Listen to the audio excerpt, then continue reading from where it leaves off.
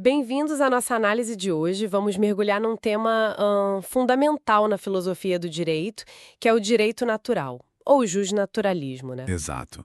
Um conceito com uma história longa e, olha, ainda muito relevante. Sim, a gente se baseou em várias fontes que discutem essa filosofia, suas escolas, a evolução toda.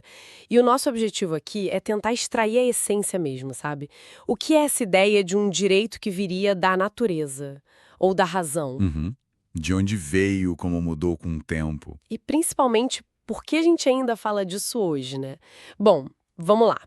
Para começar, qual que é a ideia central do direito natural? Olha, pensando de forma simples, é acreditar que existem certos princípios de justiça, né, que são universais, não mudam Isso, imutáveis. e que eles vêm, assim, ou da própria natureza humana ou da razão. O ponto-chave é, eles existiriam independentemente das leis que o Estado cria. Ah, o direito positivo. Então o natural seria algo acima? Exatamente. Um padrão ideal, digamos assim, para a gente poder avaliar se as leis que temos são justas ou não. E o fascinante é que essa busca por um padrão superior, nossa, é muito antiga. Se a gente for lá para a Grécia Antiga, Physis e nomos. isso. Eles já faziam essa distinção, sabe? Entre a physis, que seria a ordem natural, e o nomos, que são as leis, as convenções criadas pelos homens. E depois, os estoicos foram super importantes nisso. Eles falavam de uma razão universal que governaria tudo, o cosmos. Uhum. E essa razão deveria ser um modelo para nossa conduta e para as leis. Essa visão, olha, influenciou demais o direito romano. Aquele conceito de ius naturale O deles. direito natural romano. Sim, que seria um direito comum a todos os seres racionais. Vem muito daí, dessa influência histórica. Impressionante como a ideia atravessa os séculos, né? Aí chega na Idade Média e, claro, a coisa muda um pouco de figura. Ganhou uma roupagem teológica forte, né?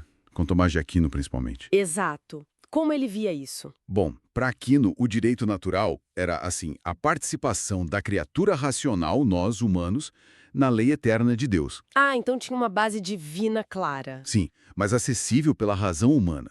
Não era só fé cega, entende? Era uma combinação de razão e revelação divina que deveria guiar as leis aqui na Terra. Entendi. E aí vem a modernidade. E aqui a coisa fica realmente interessante, né? Porque parece que há uma virada Total, uma virada radical. Você tem pensadores como Locke, Rousseau, no meio de revoluções, questionamento do poder absoluto dos reis. exatamente. E o que eles fazem? Eles meio que secularizam a ideia. Tiram um pouco o foco do divino. Argumentam que certos direitos como vida, liberdade e propriedade são nossos por natureza. Já nascemos com eles. São anteriores ao próprio Estado. Quer dizer, o Estado não cria esses direitos. Não. Pelo contrário, na visão deles, o Estado existe justamente para proteger esses direitos naturais. Ele não pode suprimi-los. Putz, isso é a base de muita coisa, né? Do contratualismo, da ideia de limitar o poder do governo. Com certeza. É um fundamento essencial do pensamento político moderno. E se a gente conectar isso com tempos mais recentes, olha, essa perspectiva justnaturalista teve um renascimento muito forte depois das tragédias do século XX. Segunda Guerra Mundial, Holocausto. Imagino que as pessoas buscaram algo mais sólido, né? Exato. A Declaração Universal dos Direitos Humanos, lá de 1948, é um exemplo claríssimo disso. Ela tenta estabelecer justamente esses padrões éticos universais, normas que nenhum Estado poderia violar e ainda se dizer legítimo. E no Brasil? A gente vê reflexos disso? Com certeza, a nossa Constituição de 88 é um ótimo exemplo. Primeiro, ela coloca a dignidade da pessoa humana como um dos fundamentos da República. Isso já tem uma carga justnaturalista forte. Uhum.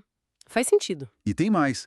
O artigo 5º, parágrafo 2º, diz que os direitos e garantias expressos na Constituição não excluem outros que decorram dos princípios que ela adota, ou de tratados internacionais. Ah, então ela abre a porta para outros direitos, mesmo que não estejam escritos ali letra por letra. Exatamente.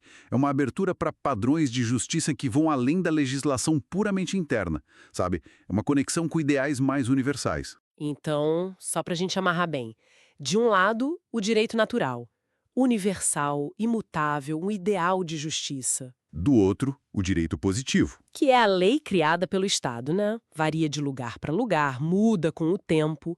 O critério principal é a validade formal. Foi feita pelo processo correto. Então vale. E o direito natural serviria como um farol, um critério para avaliar se o direito positivo é bom, é justo.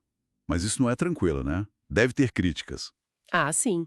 Muitas. E a principal é justamente essa. Quem define o que é natural, o que é racional? Boa pergunta. Pois é, o conteúdo desses princípios universais pode ser muito vago. E pior, pode variar enormemente dependendo da cultura, da época histórica. Dá um exemplo? Olha, pensa em Aristóteles, um gigante do pensamento. Para ele, a escravidão era algo natural em certas circunstâncias. Hoje, a gente acha isso absurdo e inaceitável. Nossa, verdade. Então, essa indeterminação é um problema sério. Dificulta aplicar o direito natural na prática. E abre margem para cada um puxar a sardinha para o seu lado, definindo o natural como aquilo que lhe convém, né? Levanta a questão se essa busca por universalidade não acaba, às vezes, só mascarando uma visão particular de mundo, né? Exatamente. Esse é o problema do relativismo cultural e histórico aplicado a esses princípios. Faz todo sentido. E você mencionou a aplicação prática. Tem algum exemplo de como essa tensão entre direito natural e positivo aparece nos tribunais brasileiros? Tem sim. Um exemplo bem interessante é como o Supremo Tribunal Federal, o STF, interpreta os tratados internacionais de direitos humanos. Aqueles que o Brasil assina, tipo o Pacto de São José da Costa Rica? Esse mesmo. O STF decidiu que esses tratados têm um status supralegal, Supra o quê? acima da lei comum. Isso, acima das leis ordinárias, mas abaixo da Constituição. E por terem esse status especial, eles podem limitar a aplicação de leis internas que sejam contrárias a eles. Entendi. E teve algum caso concreto disso? Teve, a súmula vinculante 25 é um caso famoso. Ela proibiu a prisão civil do depositário infiel. Depositário infiel. Aquela pessoa que recebe um bem para guardar e não devolve. Exato. Antes, a lei brasileira permitia a prisão nesse caso. Mas o Pacto de São José proíbe prisão por dívida com raras exceções.